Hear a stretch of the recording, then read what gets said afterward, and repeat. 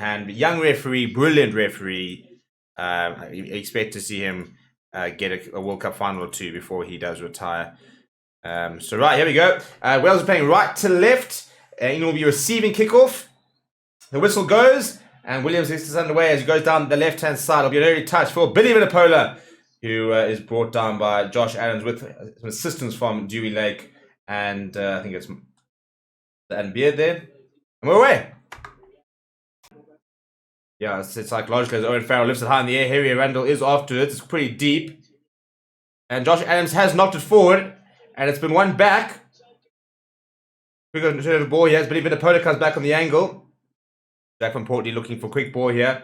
Going to Owen Farrell. Owen Farrell sees a bit of space in behind for Henry Randall to run in. Henry Randall's almost going to get there. I tell you what, that is brilliant tracking from Liam Williams. Nice idea from Owen Farrell. Almost coming off, but really good work there from the Welsh fullback to cut him off. And you build momentum by winning games. There's no doubt about that. Eddie Jones spoke about that. He said, at the end of the day, it's about winning games. It's about building confidence, which he hasn't done at all. And there's no doubt that's definitely affecting Australia's chance going into the World Cup. So Owen Farrell here, it's just on the left-hand side. Should be pretty straightforward. He is such a world-class goal kicker and does slot the three pretty early. So after just before 10-minute mark, England do take the lead after a pretty solid start from both sides, it must be said. No ways would this would be.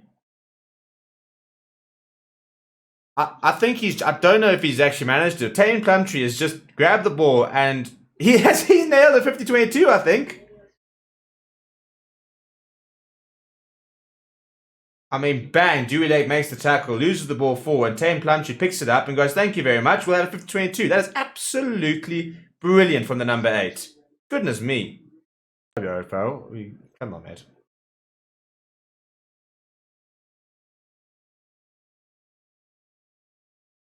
And eventually, as the clock goes down to the final few seconds, he does chip it over. And England will go into the half with a 6-point advantage. A man down, but 6 points, which is the main thing. A scrappy half, and hopefully the second half we'll see a little bit more from both teams. Just be a bit more clinical and hopefully a lot more points being scored.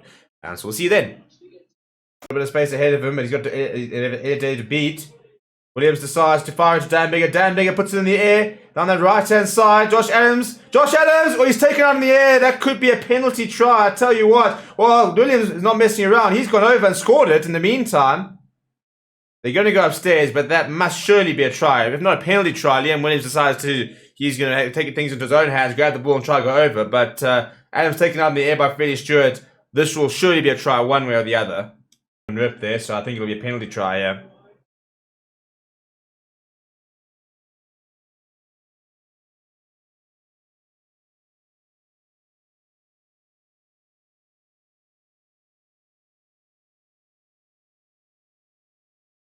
Yeah, penalty try, yellow card. England down to 13 men. Wales actually open the scoring and take the lead.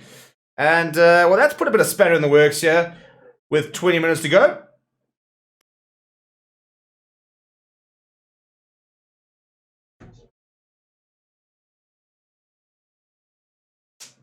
And a potential red card has been reviewed, by the way. That's how it works. It'll go out now, and I'll look at the potential red card. Come on, zoom out, zoom out, zoom out. That is absolutely mental. What we are looking at over there are the 3 England players who have all been sin-binned. And the yellow card by Owen Farrell is under review, so that could very well be upgraded to a red. South African fans have been waiting for something like this. He gets himself into an awkward positions with the tackle technique of his. It's all boiled over here. Alan Walter seems to be in the middle of it. It's all boiled over. I'm not quite sure how that's all started.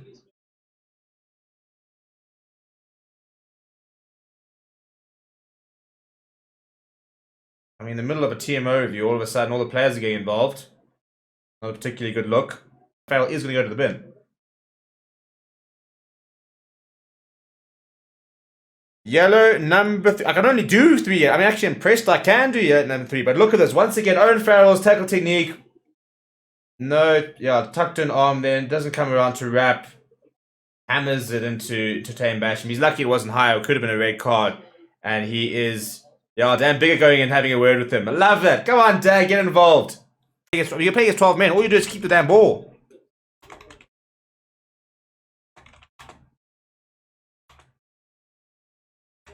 But all of a sudden, they got a bit of space as they would imagine. Inside ball. to Williams, and this is where the floodgates could open. He's got so many options. He's going to go all the way.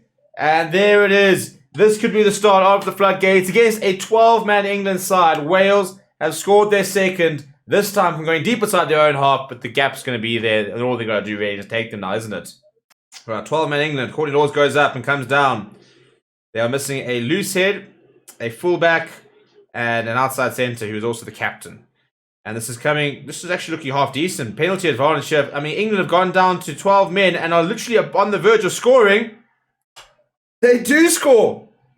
Oh, if I was Warren Gatland, I'd be doing my nut. How does a 12-man England, I suppose they've all got pretty much an entire pack, but they've hit back and the game is not over yet.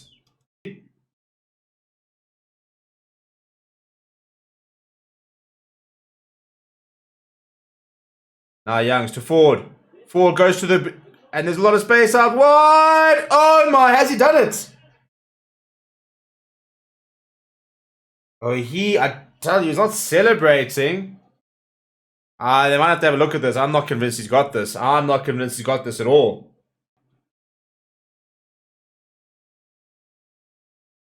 Look, I mean, I suppose you got to admire a certain amount of resolve from England to be dealing with the adversity here. But how have Wales buckled this? And Ford does add the extra. So with 5 minutes to go, England retake the lead. It is 14 on 14. It will be 14 on 14 for the last 5 minutes. Who's going to take it? Oh my goodness me. Well, 3 cards, a red card, down to 12 men, and England have beaten Wales. Ridiculous scenes from Twickenham. Absolutely ridiculous. But I tell you what, if you're watching this now, I actually don't even know how to describe it. One of the weirdest games. England come away winners. Wales will be wondering how they didn't win that. But Owen Farrell's World Cup very much in doubt, which is probably the big headline from the game.